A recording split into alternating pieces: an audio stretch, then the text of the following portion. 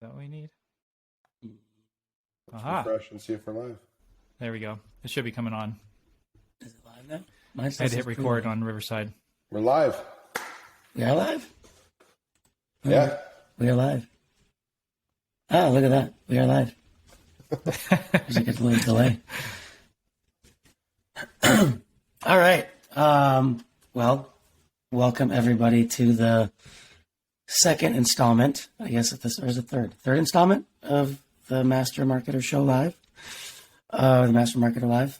Today we are going to chat about, we got a bit of an agenda around how marketing should build relationships and in turn do that through driving conversations.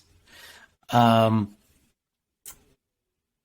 guess the best place maybe to kick us off is the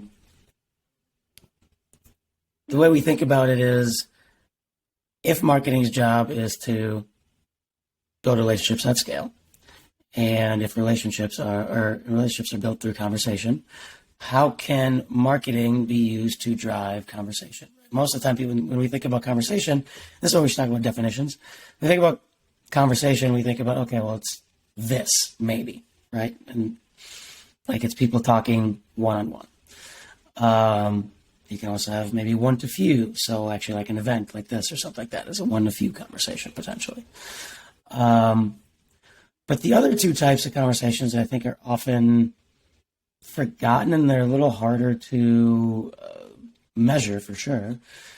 It's conversations that you don't create them directly, but it's enticing conversations within your target accounts. So providing food for thought or fodder, if you will, for people within your target accounts to talk about, ideally with you in mind.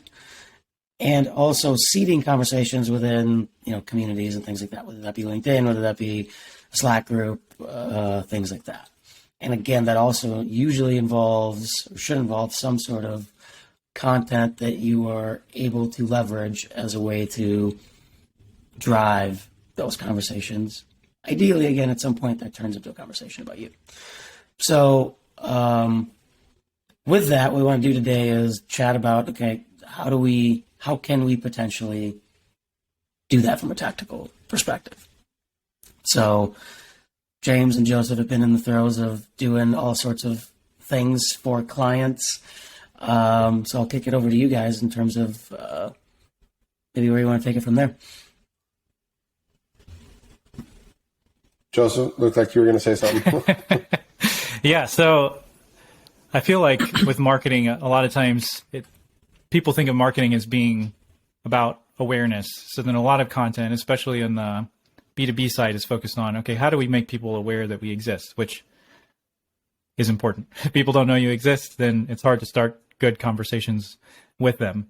But then there tends to be this gap with between marketing and sales where, marketing is focusing on generating awareness, potentially generating leads, and then the sales team is responsible for talking with people and engaging with prospects. But there's this middle ground that I found to be really effective where there's marketing efforts focused on starting non-sales conversations with people that then are designed specifically to lead into sales conversations with the right people.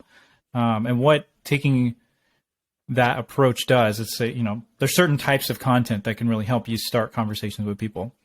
By creating that type of content, you're setting yourself up to have conversations with people much earlier in the process. And so you're not waiting for somebody to be ready to buy, and you're able to start educating them. You're able to start helping them understand and establish what the problem is much earlier on in the process. Whereas if you wait all the way until they're ready to talk to sales or ready to buy, they've already made up their decision about how they're going to purchase, what they're going to purchase. They've kind of defined that. So being able to get involved in that conversation earlier on with prospects is valuable.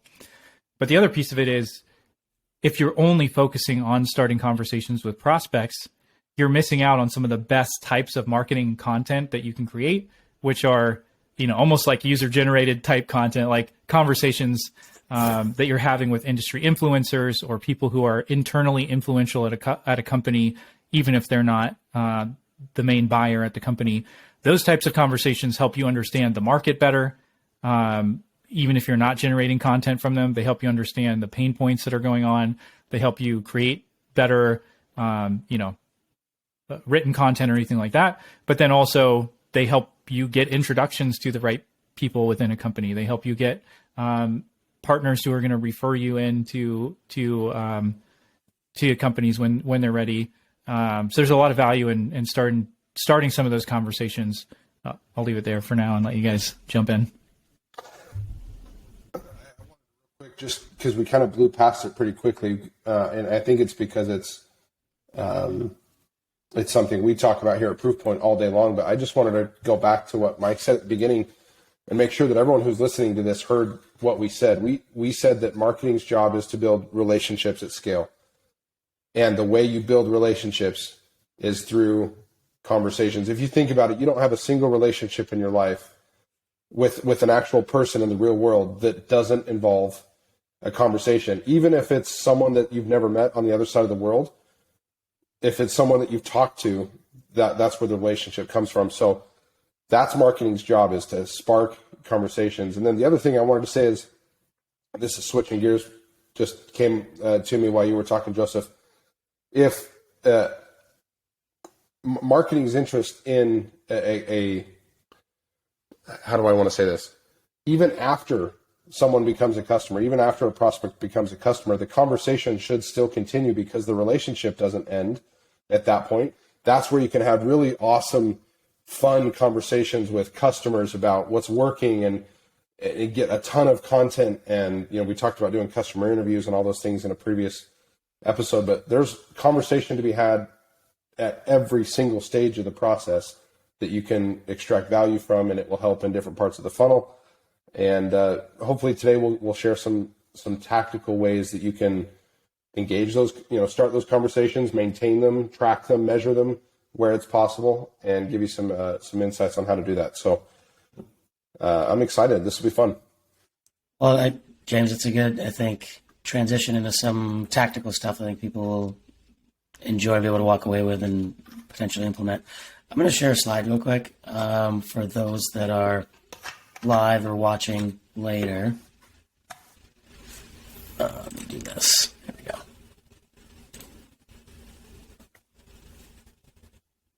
So, we talked about, James and you and Joseph both kind of talked about this around, building relationships and creating content with influencers and things like that. James, you talked about kind of sparking conversation and those types of things. So what you want to think about is most people want to go here, right? They want to go after the decision maker. For anybody who's just listening later, we're looking at a relationship pyramid is what we call it. You have decision makers at the top, you have internal influencers, external influencers from there. And then each of those then has their external influencers and then their team, right? So if you want to put that in the context of corporate structure, let's just say you've got maybe somebody in the C-suite or VP level, that's your decision maker that owns the budget, et cetera. Then you have their internal influencers that they probably delegate to, whose opinions matter, right? That might be a director level person. And then that director then has their team, like their managers, their executing people, their SMEs, et cetera. And then their external influencers who they follow, et cetera, et cetera. So, tactically, one of the ways to think about this is your conversations that you create and you have at any stage in this pyramid can then be used as a way to, create conversations at the other levels, right? So as an example, one play that works really well that anybody who is, for example, running a podcast could do, especially if you're doing an interview style podcast. You interview somebody who is an internal influencer at whatever target account that you're trying to go after, let's just say. You have an awesome conversation, it's really valuable, etc. You then take that and you send a message to their boss, who's potentially the decision maker, and you say, hey, so-and-so, we just had this person on our show, just want to say they're really awesome, it was a great show, thought you might want to check it out. You have an awesome team member. congrats. That's it. Sure, there's a little bit of kind of that blowing smoke, if you will. But as long as the content's good, which it should be if you're doing it the right way, it's true. And you'd be surprised how many people respond. They don't respond right away. It's not like a top priority for them. But 50% response rate, at least at this point, from what I've personally tried. So it's a great way to kind of, again, leverage one conversation to start another. And then on top of that, you can also take that content, share it with the larger team potentially, or if you're running ads or something like that. Well, now you can do that toward the people in that same industry. You can do that to the team of these internal influencers, right? So create that more awareness within the target account, things like that. I'll stop there, and I will stop sharing too, just to get this thing off the screen.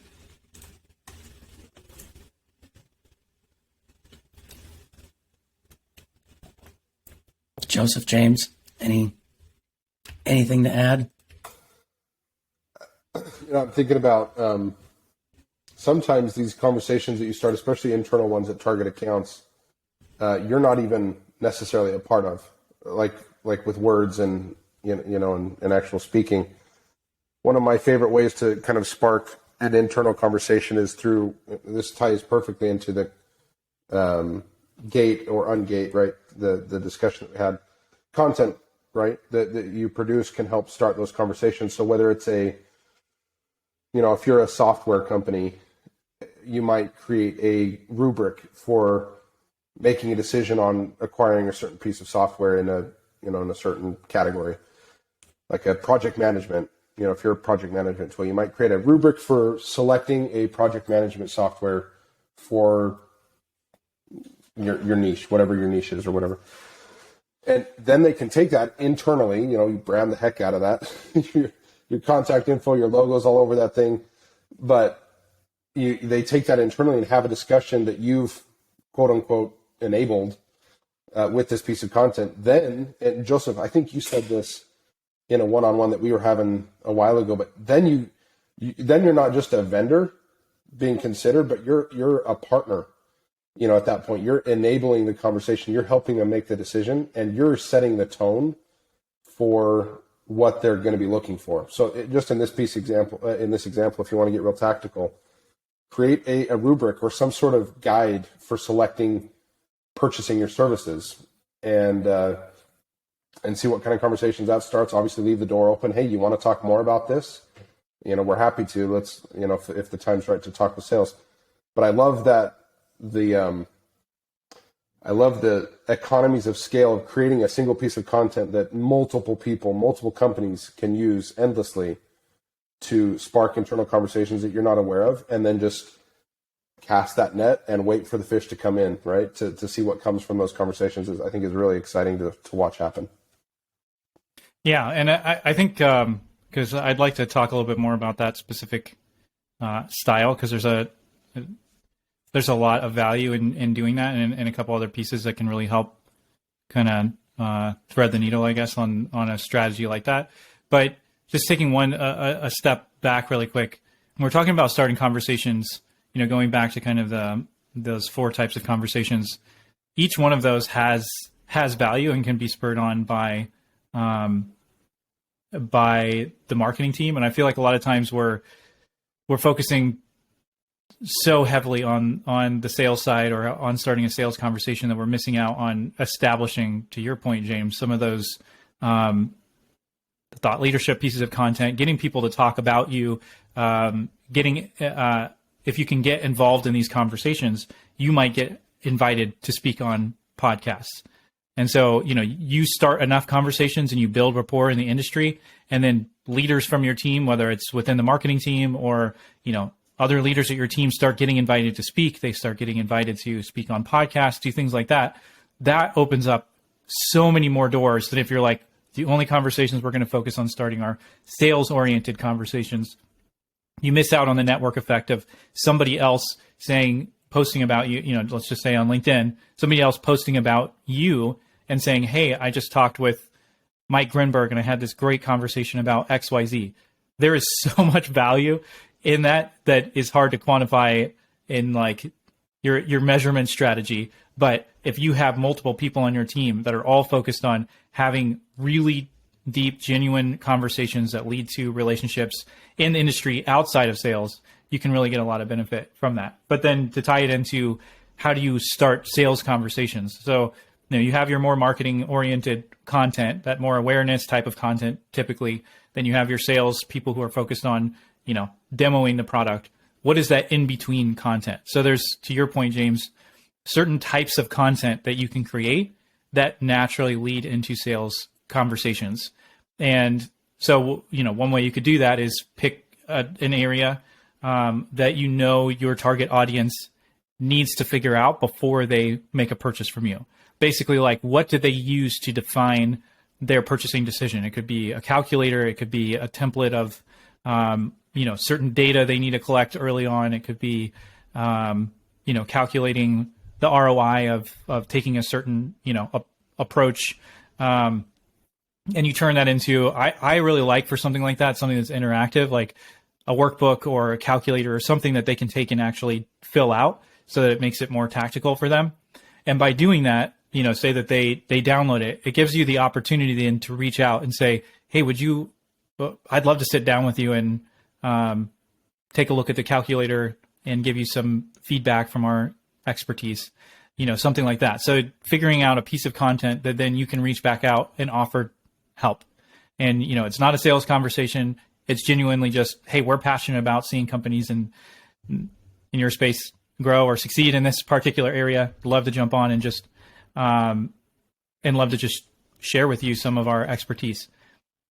You get on that call and you just focus purely on adding value to them, helping them. It's information. It needs to be something that whether they work with you or not, they can take it away and use it and get value out of it. If you do that, nobody's going to be frustrated that they downloaded it or that you reached out to them afterward. But then the key is to then how do you turn that into a sales conversation? It's kind of the last piece of that. So you help them, you work through that, you add a ton of value. And at the very end of the conversation, you say, man, would you like any more help with this? And if they say no, awesome. Hope you enjoy it. If you know anybody else that would benefit, let them know it exists. That'd be awesome. And then, you've built a rapport for the future with them. But if they say yes, then that leads really well into a sales conversation without pitching, without pushing, without, getting really complicated. You're just genuinely asking, would you like help with this? And I really like that methodology of leading from marketing to sales in a very organic, natural way, driven by a focus on starting these conversations.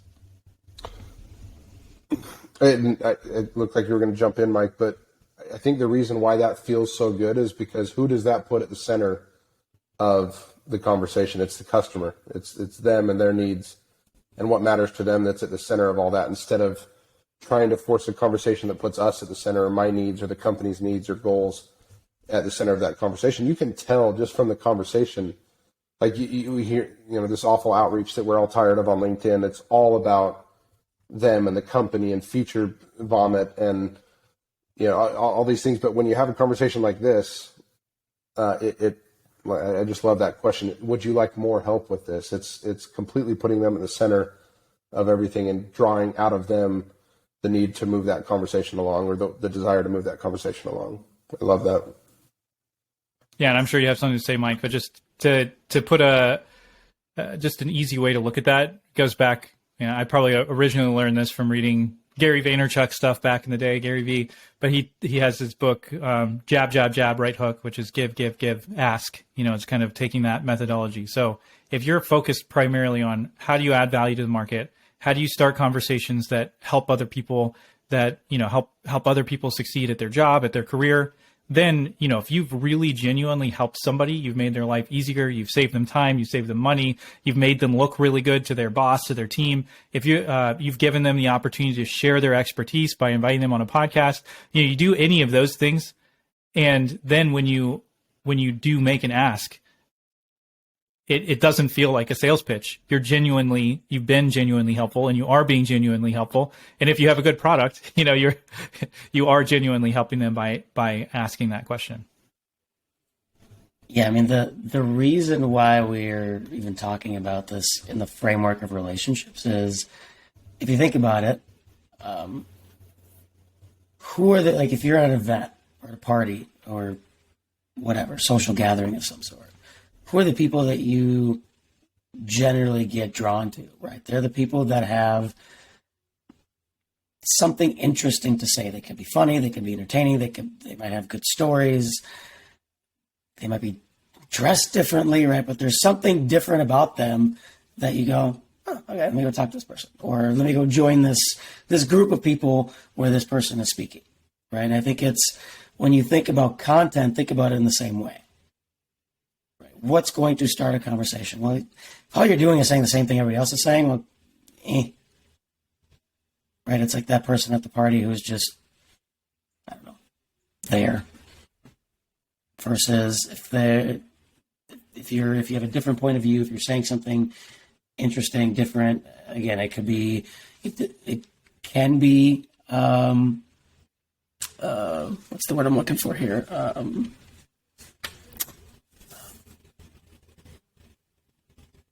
Goodness, can't think of the word. Not Like contradictory. echo chamber, is that what you're talking about? What's that? Like echo chamber where you're No. you're just I was going the other route. But anyway. Oh, okay. But like,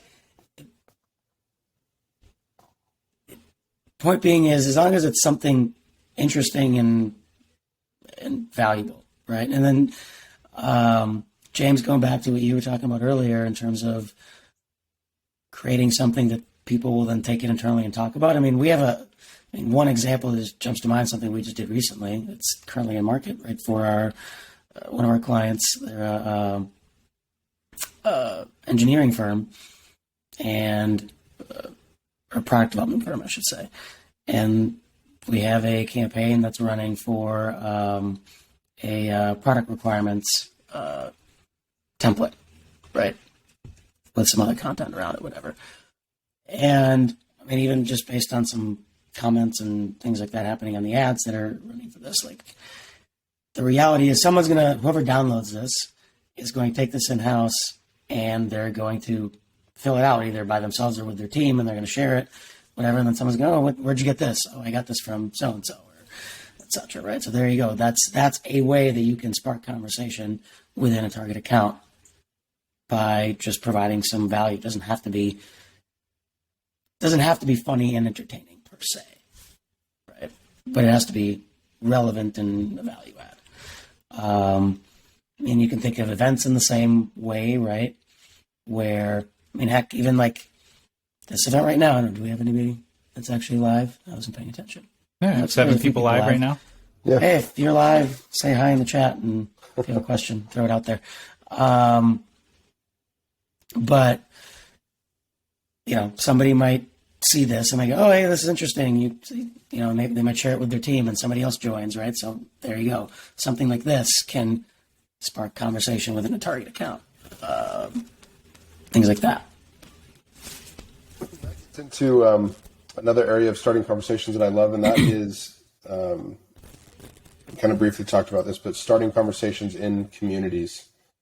And there's 2 ways you can do that. You can either own the community and generate conversation that way, or you can join a community that someone else has created and gathered people around and add value in those conversations that way. I remember back in the day, the way you grew like a coaching business from previous experience of mine was you joined a Facebook group where people were looking to make more money online or something like that. And you just spammed the crap out of that group with links to your coaching program or whatever. That's not the kind of conversations we're talking about. But, how many of you listening to this, I'm actually curious. We've got 8 people in here right now. If you are in a community that you either pay to be a part of, or maybe you don't, maybe it's a free community, but if you're in a community like Rev Genius or Sales Rebellion, there's a ton of these. I don't know if I should be name dropping these, but if you're in a community, throw it in the chat. I'm curious to see how many people are in a community. I know I'm in several. I mentioned 2 of them just barely. But these communities that you join, there are conversations and people are asking questions around something that you might be able to help them with all the time, every day. And so you can join these communities and provide real value and it doesn't have to be salesy. It doesn't have to be focused on immediately converting it to, a sales opportunity, but just provide genuine help, right, to these community members. We have one of our clients who I was doing some customer interviews and found out that there is a community for that one of these customers that I interviewed belongs to, and there's a Slack community, there's an online forum, there's a database of files that they can share. All of those are, my mind is running 100 miles an hour of ways that you can start conversations with files that you upload to a community like that, forum prompts that you post, like, hey, what's best practices on this, and then just on Slack, answering people's questions that they have. The value of communities and building relationships there, because that's the intent of a community, is to have relationships built, is just so high. It's don't pass up on that opportunity to either join a community where that's conversation is happening, or if you got a little bit more gumption and maybe budget, talk about what it would look like to create that community for yourself, for your industry. And it takes a long time to build, and it's got to be organic and be done the right way. But if you can own that community, even better, right? So getting a couple. Chris Spellman says demand for metadata, revenue era, cybersecurity, marketing, society. Wow, okay. A couple different communities. Eddie says, I think the best thing with community is focus on solving and not selling. Yeah, that's like showing up to a party. I did this once. A friend invited me to a party, and it's like, yeah, I'm having a bunch of people over to my house. It's going to be an awesome time. You can bring your wife if you want, but no harm, or you don't have to. I show up, and it is a sales pitch for Amway. I kid you not. And I haven't talked to that person since. That is not the kind of party or event that you want to walk into, especially not knowing that that's what's going to happen. So yeah, focus on solving, not selling. I love that, Eddie. Well, Chris just mentioned, there's one of the ones that jumps out as Cybersecurity Marketing Society. I mean, that's pretty dang niche, right? Yeah. So you can find these all over the place, right? Something maybe to bring up too is, we didn't really define relationships, and I think that sometimes throws people off. So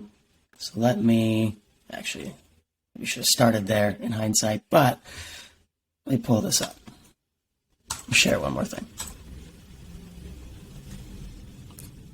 So for anybody that follows us, you've probably seen this graphic in the past, but the way to think about it is like if you're trying to figure out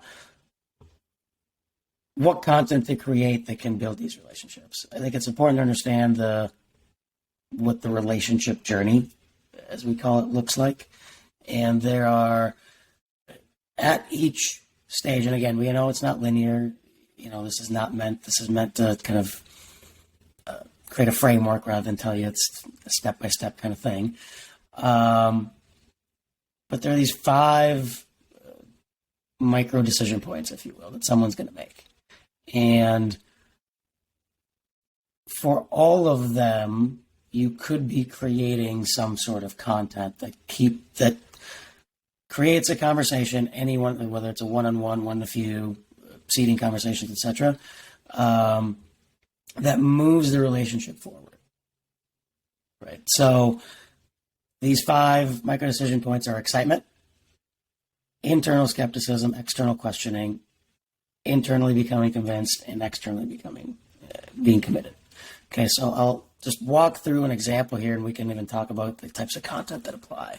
So in very early stages, like, you need to do something to get somebody excited, right? And the reason why we really like the relationship analogy here is, again, think about dating, right? You have to do something to get your partner or spouse excited in the first place. Otherwise, you never would have ended up together, right? Whether that be a great profile photo on Tinder or a great profile, or you said something funny at the bar, whatever, right? he had a really silly shirt on, I don't know, but something got them excited, right? It's no different in the business sense. Like either an idea that you share, it's maybe, again, just using this live as an example, maybe something I say right now sparks something, a thought for somebody that's listening, right? That gets them excited. Like, wow, that's cool. I'm going to do something about this, or I'm going to maybe reach out to Proofpoint and ask what they think, whatever, right? Gets them excited. Now, usually pretty quickly after that, there's some form of skepticism that comes up, right? Internally. Like, well, Mike just said this thing, but I don't know if I believe that. Like, or I don't know, like, have they actually tested this or whatever? It's the same thing if you think about, again, taking the dating analogy, if you will, right? After the first date, they were excited, drop them off or whatever. You leave that first date and they're going, yeah, I don't know. Something, I'm not sure, right? Like everybody had that type of experience at some point, right? So the question here is, well, what are the things that somebody might be skeptical about that you can create an experience, a content experience with? Right. So the one I usually use in this example is, and again, whether that's at the awareness stage or the consideration stage, but at some point, someone's going to wonder, like, can they actually deliver? Like how quickly? That's a very common one. Like what's my time to result here? Like, yeah, you talk the game, but like how quickly am I actually going to see the benefit of this, whatever this is, a platform, a service, right? If you know that's the thing, if you've done your research and you understand that, well, now you can say, all right, well, let me get some testimonials, like even just quick clips, whatever, that specifically talk to time to result. And now you can use those in ads and things like that. And now those maybe spark conversation, whether internally or externally, et cetera. Right? I'm not going to go through every single example here, but I think maybe the last one I'll throw out here is questioning, because the three most important ones are the first three. 1, 2, and 3. So if you can get past skepticism and they don't need to ask anybody else's opinion, if you will, before they move forward, great. But at some point, most likely you're not going to be able to do that every single time, and they're going to go, again, use a dating analogy. They, I'll give you an example. Look you up on Facebook. Well, no, like a personal example. So when Gabby and I we met online, and she looked me up on Facebook back then. That was still a thing. And found that we had somebody in common that we knew. She reached out to her girlfriend and said, hey, what do you know about this guy? Right? So at some point in the business setting, you're going to have the same thing. Right? It might be that somebody looks you up on LinkedIn. Maybe they got excited about, again, somebody might get excited about something I just said. They look me up on LinkedIn and they go, oh, well, I know so-and-so that also knows Mike. Let me reach out to them and see if Mike's legit. Right? So what's important there is to understand, number one, whose opinion is important. Right? So this kind of, I'm sort of connecting this back to our conversation around customer research.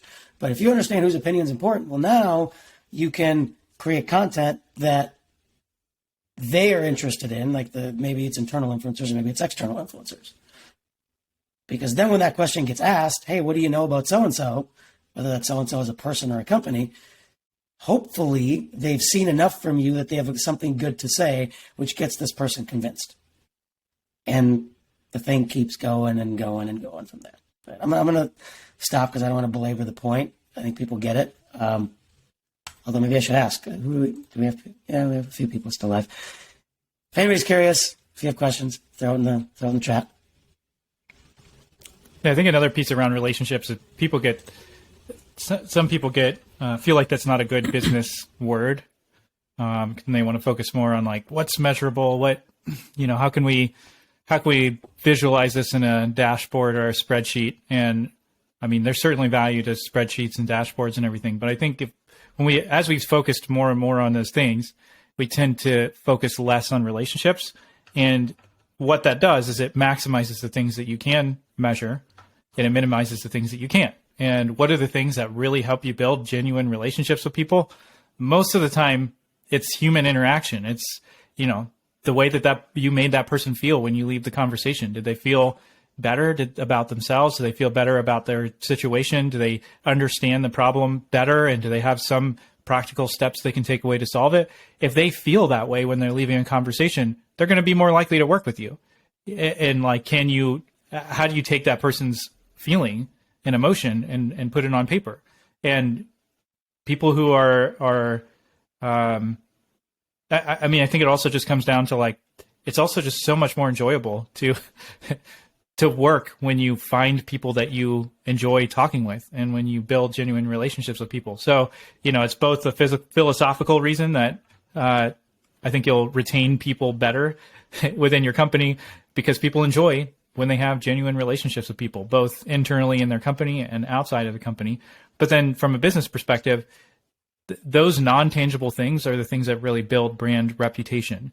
And the more of those pieces that you remove, the more relationship you remove, the less people are attracted to your brand, and the more you have to focus on things like being the lowest cost option or being the fastest to delivery. Which if you're nailing those things, then you double down on it. But if you don't want to be the cheapest option and you want to build long-term partnership relationships with people and want them to keep coming back to you and referring other people, that's where focusing on relationship is really important and it really matters.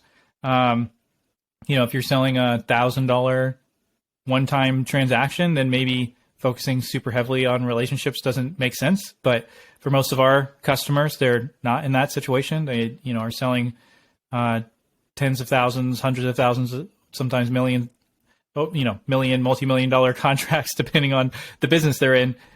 Taking the extra hour, 2-3 hours to build genuine relationships with people pays off in the long run as you're doing that. And, just one other note on that. I know this is probably a conversation we should have had at the beginning, but one other piece on that I think is really important is I keep hearing people say the way that people buy has changed. And I think that could be true to a degree, but I think we just understand better that people buy the same ways that they have in the past in a lot of situations, which is through relationships, through partnerships. Where that might differ is if you're in like a highly regulated industry or there's, massive procurement departments involved. But at the same time, if you get a relationship with the right person, a lot of times they can bypass most of that stuff anyway, or you get to help define the solution because you had a relationship with the right person or whatever. So, well, actually, we might have missed it. So Chris Spellman asked a question earlier. I think he might have left by now. I don't know. His question was, how would you say conversational marketing relates to the concept of dark social, essentially word of mouth at scale?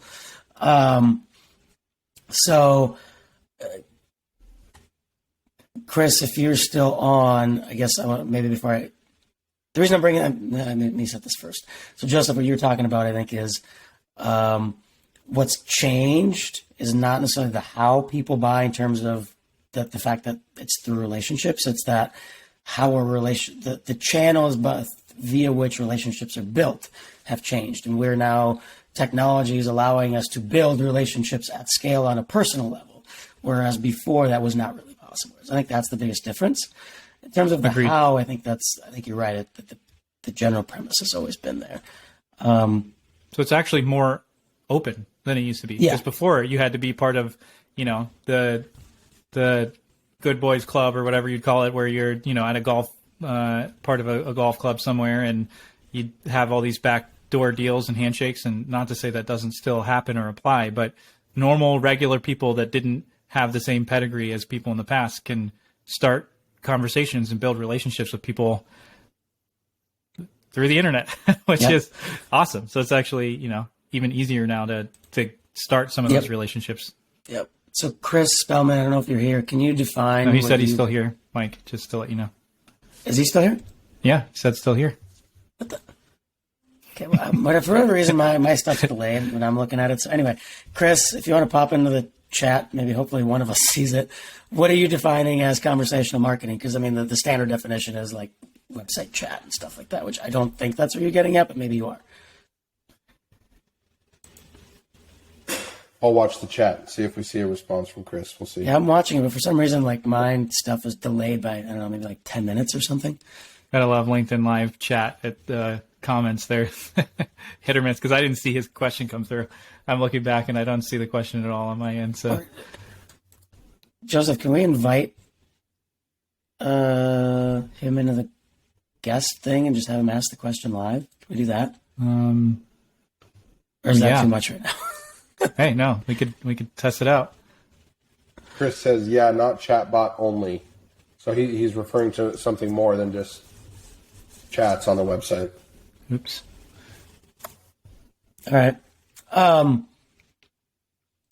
mean, I'm not sure if this is what you're getting at. I'm going to try to answer this. Joseph, if you want to figure out how to get Chris on here, maybe, as I'm trying to answer his question. The way that I think to a certain extent, the way I look at it is what we were just talking about, which is we now have a way to build relationships at scale, both at the organizational level and at the personal level, right? Through social, which I know you mentioned dark social. That's sort of whether I think that social for me, that's that includes communities, Slack, etc., Discord, whatever you want to throw in there, Reddit. So if you're talking in terms of conversational marketing, in terms of kind of chatting with people, then I think that's sort of what we were talking about in terms of the more things you can put out there, either from a content perspective, and again, content can be a comment, for example. Right? You can put a thought-provoking comment in somebody's LinkedIn post or a Reddit thread or whatever that drives conversation. That's the idea, right? And I think something interesting that Joseph and James, we should maybe dive into is, at what point and where does sales get involved in here? Right. I don't know that there's a perfect answer to it. And I don't know if all three of us are going to agree on this, for that matter. But at some point, it does turn into a business conversation, right? Once somebody shows some level of interest, and maybe you say, "Hey, would you like to?" Even Joseph, your question, would you like some more help with this? Once they say yes, now that's a business conversation, at least in some way, shape, or form. So, Chris, I have no idea if I'm actually answering your question, and I cannot see your comment still. I don't know if you want to join live, Chris, but I did put a link in there. If you follow that link, you can you should see a button to call in live. Be fun, but don't want to put you on the spot. So if you can't, no I'd love worries. to answer the question. I'm curious what you mean by conversational marketing and how we can. He did this in, but he did add another comment that he meant by conversational marketing. He meant the way we at Proofpoint define it. I think maybe we're. I guess we've never defined. We talk about it. We talk about it in terms of relationship marketing rather than conversation marketing. So maybe that's what. So yeah. I think it's 100% relates to whatever you want to talk about in terms of dark social with all the things that we just talked about, right? It's because what you're trying to do is create a way to build these relationships at scale through these dark social channels, right? And you do that by putting interesting, entertaining, and thought-provoking content out there. And again, the level of production, if you will, can go from anything from a thought-provoking comment or a funny meme to an event like this, or an event like Metadata puts out, like Demand, like a much bigger, thing. So I would say I guess I'll stop there. I mean, I'll layer on one other piece of that. I'll give an example from myself yesterday. So I'm active on LinkedIn. To me, LinkedIn is really about starting conversations with people. I mean, there's a piece of that for thought leadership, but I think focusing too heavily on trying to share your own ideas, you miss out on what makes LinkedIn super valuable. And it is starting those conversations in the DMs or in comments or whatever. So yesterday I was invited, I did a LinkedIn Live with somebody from another agency. He focuses on a different group of people, but he invited me on his podcast and we did LinkedIn Live to launch that. That came about because somebody on his team saw my content. They reached out to me and asked me to come on the show. and then on that show, I wasn't really expecting it, but we kick off with him asking specifically about Proofpoint and what we do.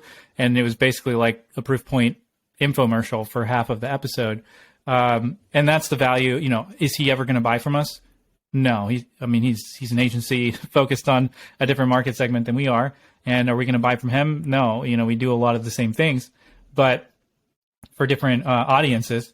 But the point is, by engaging in that conversation, in a non-sales conversation with a non-prospect, I just got to have a bunch of free, essentially free publicity for our company and share thought leadership content that his audience is going to see. And he asked me to do that. And those kinds of conversations don't happen if you're just focused on how do we get people to have a demo with us.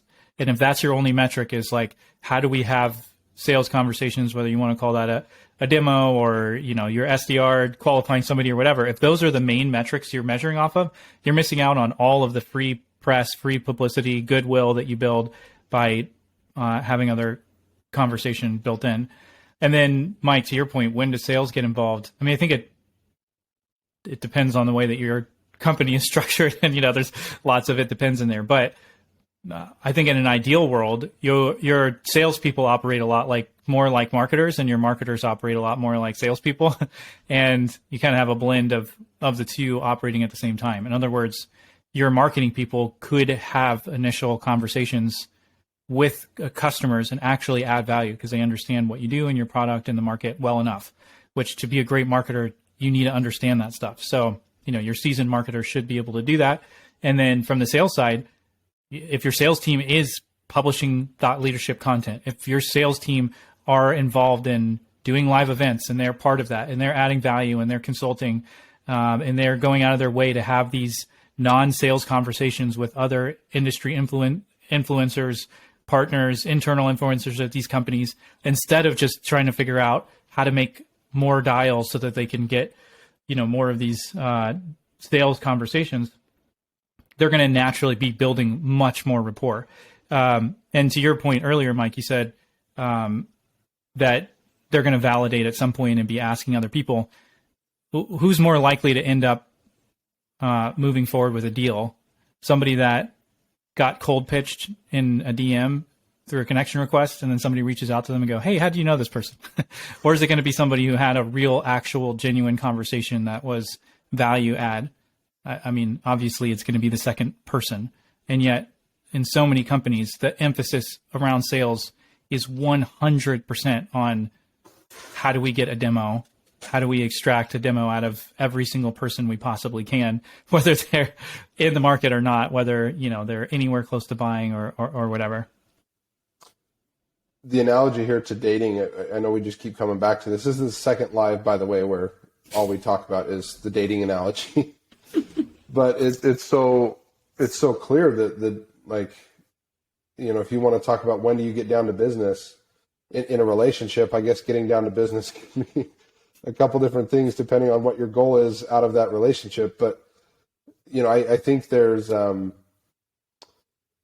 temperature checks along the way. There's signals that you're listening for, picking up on. I just want to keep with the dating analogy, whether that's you involve a wingman that goes and warms up the sales conversation for you, right? Of like, hey, are you interested in this, in my buddy, because he's interested in you? Or, like Mike, when Gabby asked, your mutual friend for your rap sheet, essentially that's dark social right there. That's a conversation that you're not a part of, but hopefully you put enough goodwill in to that relationship with the mutual connection that you get a positive referral out of the other end of that. I remember when I was dating, I had my signals that I was watching for, like, oh, she responded to my text pretty quick. Or, oh, she seems just as excited to hang out as I am, so she's picking up what I'm putting down, kind of a thing. And then there's other girls, in my case, where, I'd be interested and be like, hey, let's hang out again or something, and then crickets, right? There's no interest there. The attention is gone. And so I'm not going to keep investing, in that direction. I'm going to move where the relationship's growing. So I just love how that applies. There's signals that you can listen for. There's mentions on social. There's referrals that you can incentivize people to notify you of things when your name is dropped. If there's consultants in your industry that often work with the types of clients that you work with, build relationships with those people that can be the antenna that catches those signals from people. We talked about lead scoring as well, but lead scoring has its flaws. I know everyone has thoughts about that, but even lead scoring with actions on your website, how often they're visiting or downloading content, or they visited certain pages on your website that are high intent page, pages. If they're all over your pricing page, those are signals that you can listen for and then gauge when is the right time to involve sales. And ideally, it's a conversation that is back to the dating analogy. If one person is like, okay, I'm ready to get married, and the other person's like, wait, we're not even dating, that's not going to work. But if it's like, we're talking about this, we're talking about dating, now we're talking about getting married, whatever the end goal is, it should be co-created when that conversation, I think, should start. And anyway, that's the dating analogy continued. I guess here we need to turn this into a piece of content or something. I think the connections are pretty strong. But to make it is like dating. To make it practical, I do think there's ways to. I don't know. You guys might disagree with me on this because I've heard lots of different people, maybe push back on some of this. But I think you can speed up the time to conversation and speed up the time to deal if you understand what some of those signals are and you help people. Like, people don't always know when they're ready to talk to sales. They don't always know when they need help. I think what people are really trying to avoid is they don't want to get into your endless cycle of like automated follow-up, or, get into your CRM where the salesperson's going to follow up 5 times in a week or even like 5 times in a month. Like, nobody wants to be in that unless they're actually ready to buy. And if they are ready to buy, sure, there's value to the salesperson following up. And that's where you really got to have your finger on the pulse. But that's what people are really trying to avoid. So if you're not putting people into that, it really sets you apart from the crowd.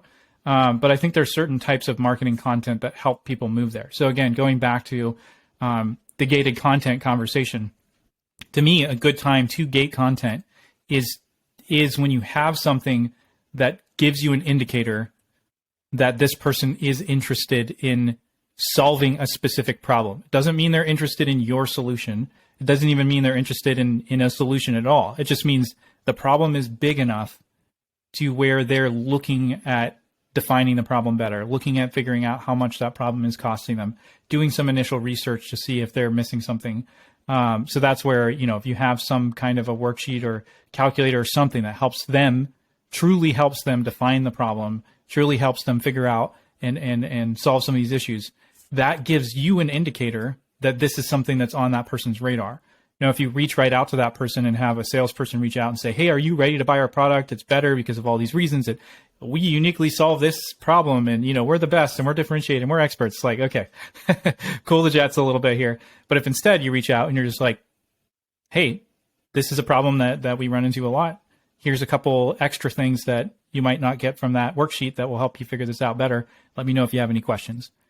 So an outreach like that from a salesperson is much more likely to lead to an earlier conversation before they're ready to buy that helps you define what solution they're going to end up purchasing in the end of the day, to like indoctrinate them with your point of view, your unique point of view. And so anyway, that's kind of the way that I see marketing content. And there's a lot of pieces you could build around that to help drive people to that piece, and, different pieces to help the sales team follow up and whatnot. But the main idea is you can actually create marketing content that goes from awareness to these conversation starters that are like a pre-sales conversation. Ultimately, maybe that's like, since we're going back to the dating analogy, maybe that's like asking somebody if you can buy them a drink. It's kind of an early indicator.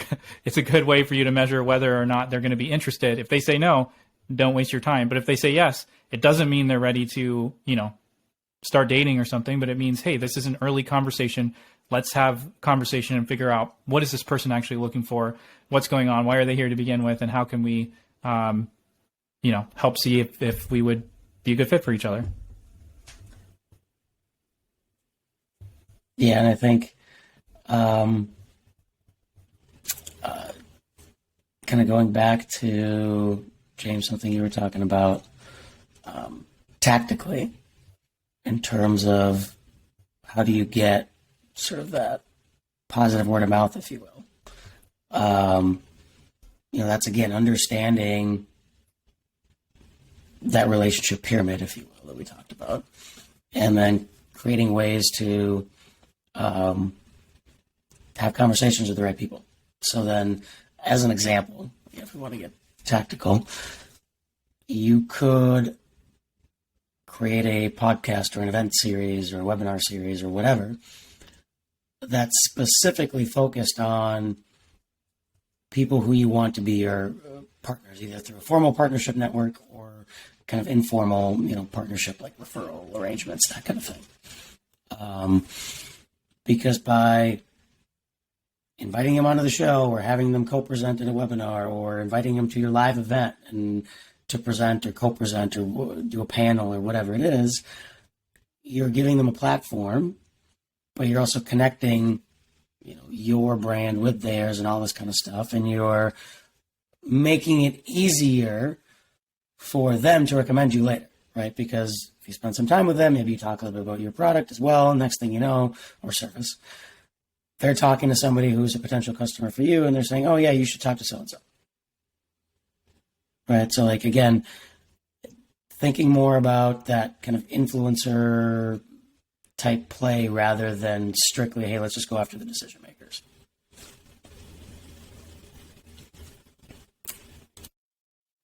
Love it. And as far as measurement, James, one of the things I think we need to have a separate conversation strictly about that.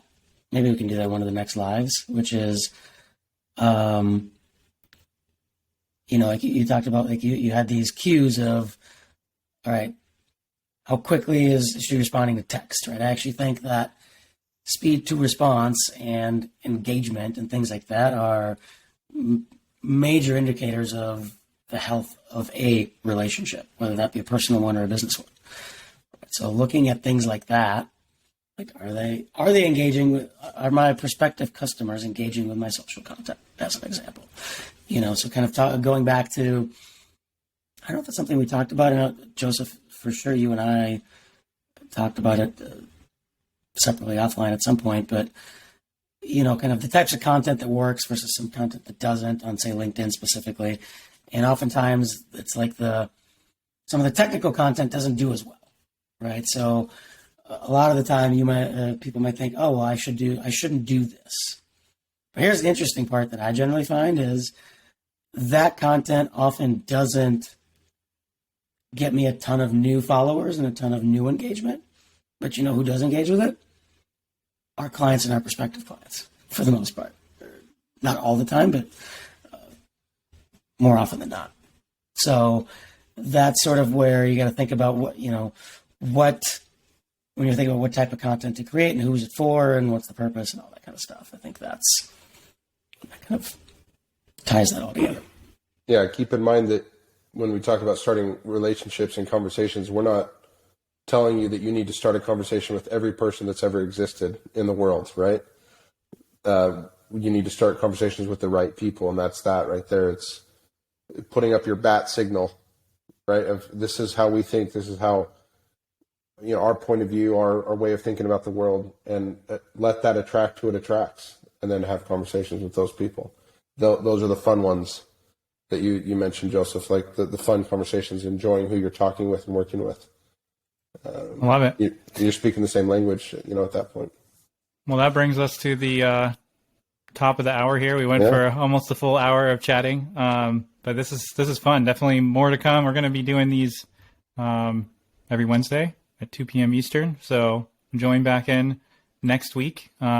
Won't only be our same faces. You'll get some new faces in here starting next week. So thanks for joining us, and we'll continue the conversation. See you, everybody.